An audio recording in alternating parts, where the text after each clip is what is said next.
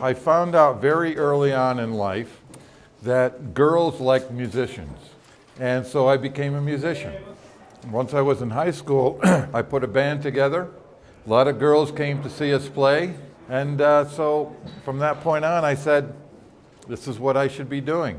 I started as a singer-songwriter, became very passionate about music. I've always loved music. After a few years of trying that and being not successful, really, I made a living at it, but wasn't successful. I changed over to the engineering side, and I fell in love with it immediately.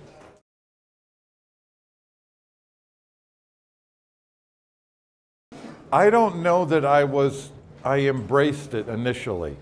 When digital technology first came out as a storage medium, like the Sony Digital and the Mitsubishi Digital, I used it but was not completely sold.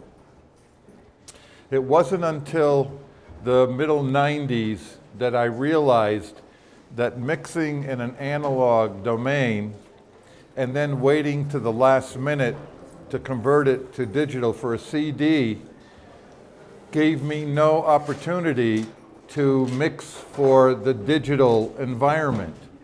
I was mixing in analog, and then at the last minute, the mastering engineer converts it. Anything that I wanted to change by then, because of the digital domain, I couldn't do. It was too late.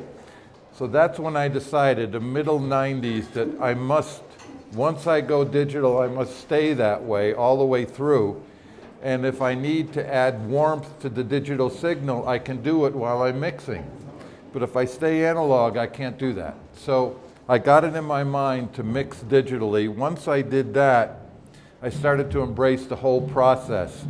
And it came to a height for me in 1998 when an album that I had recorded and mixed digitally on consumer or semi-pro gear, a Yamaha O2R and 3 DA88s. We recorded the whole album on the 3 16-bit 44.1, and it won 2 Grammys, one for engineering and one for production.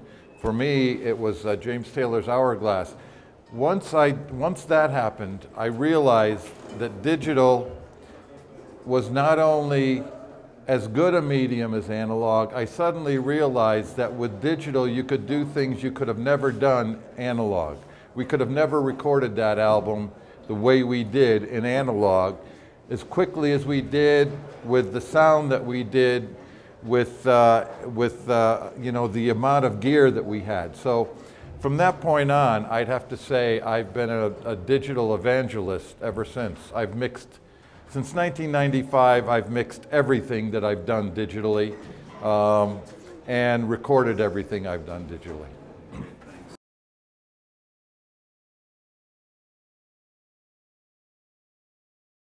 I used to think it did.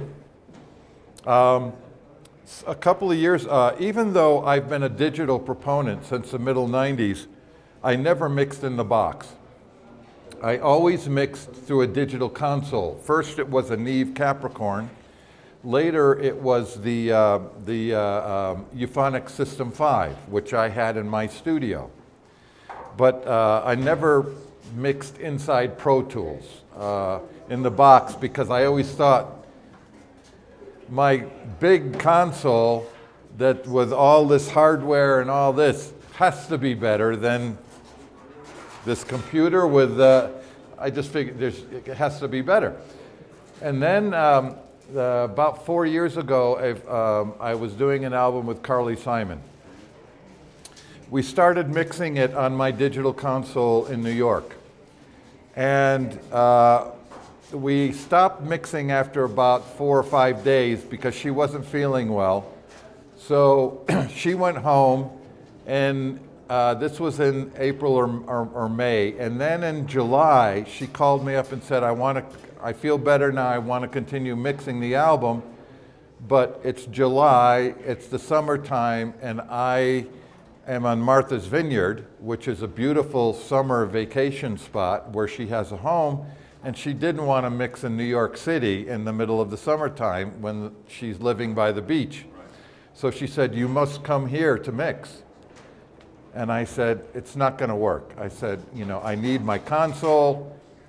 Long story short, I go to Martha's Vineyard. I tell her, look, I'll mix for 7 days.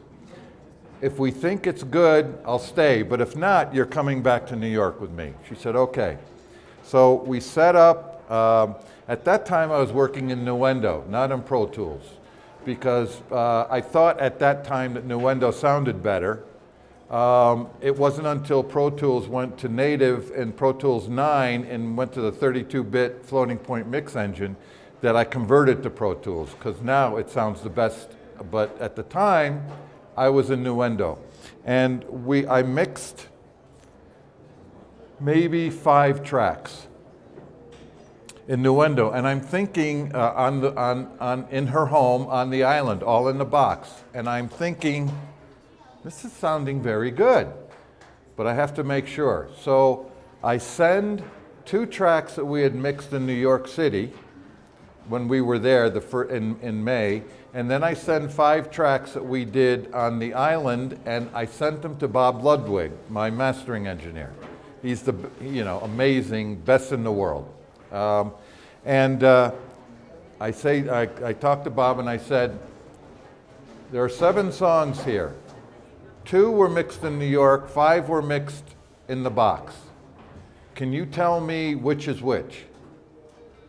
He calls me back and he says, I listened, I can't tell the difference. Light bulb goes off and I said, we're now at a point in the technology where I don't have to mix at a big console and a studio anymore. I can do the same good work in the box, and that I can take around the world wherever I am. So I decided to move my studio from New York City to my home. I bought, about a year later, I decided on the D Command as my console of choice instead of the System 5, because my System 5 is 14 feet long. And I found the D Command to be everything that I was looking for in a console. Because I was using D Command, I went to Pro Tools, and when Pro Tools 9 came out with native at the 32-bit floating point engine, I said, this is the best of all possible worlds. Since then, since Pro Tools 9 native, everything I've done is Pro Tools native in the box, no outboard gear. And I have much analog gear. Pultex, Neves, TubeTex, 1176, all the old vintage gear, but I don't use any of it anymore. Everything I do now is in the box. Because, one, with my eyes closed, I can hear better, but not just me. Everybody can hear better. You know, there's a feeling that blind people can hear better than people with vision. And it's not that they can hear better, it's simply that they are tuned into it more. Studies show that when you open your eyes, your visual cortex takes over all of the brain activity. So when your eyes are closed, and I gave a talk on this earlier this week, where studies show that when your eyes are closed, you have more emotional response to the music than you do when your eyes are open. The eyes are a distraction to music.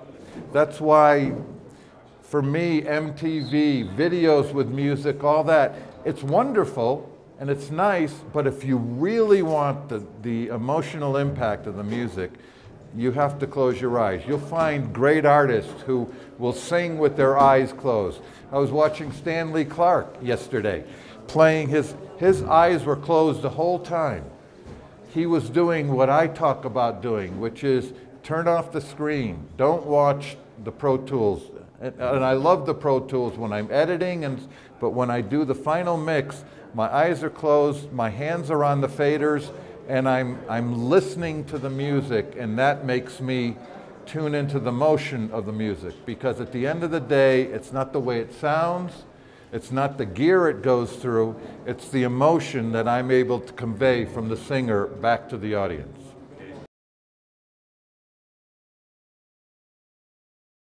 Several points. First is find a good cigar. No question, that's primary. Second, make decisions when you are involved in the process. Don't leave everything to later. Don't record 50 or 60 or 70 tracks with multiple takes and then send them to someone like me and say, okay, here it is. Make a decision. Decide what are the tracks you want to use. Decide which guitar solo you like. Decide what the best vocal performance is. Because when you make a decision, you set a direction. So decisions are very important. But most important of all, apart from the cigar, is think about the emotion. Do not get involved in the technology. Stop thinking about what your friend or your neighbor or your favorite artist says. Don't worry about analog. Don't worry about if you do this digital, it's not going to sound as good as analog. Analog had its day. Digital in its current form is more, gives you more opportunity, sounds better, allows you more flexibility, allows you to do things you could never do in the analog world. And as I said, I who have everything at my disposal am now doing everything digitally in the box because at the end of the day it sounds better. Don't look backward, look forward. Don't get caught up in whether you have the best technology in the world. Just embrace the fact that right now you have at your disposal with something like Pro Tools, with something like the Artist Series console, for very little money you have almost exactly what I use in the studio. I use the same mixer in Pro Tools that you use in Pro Tools 10, no difference. And I have a major studio, you have your home, but the thing is don't get bogged down in technology. Make decisions, don't get bogged down in technology, and lastly, don't fix everything. Because my feeling is everybody it's not in the Pro Tools, but it's sitting there virtually. Over on the side is this big suck button. The suck button is the button that you press every time you tune something too much, or every time you fix too many things in the drums, or every time you line up too many things. Let the humanity, let the emotion come through.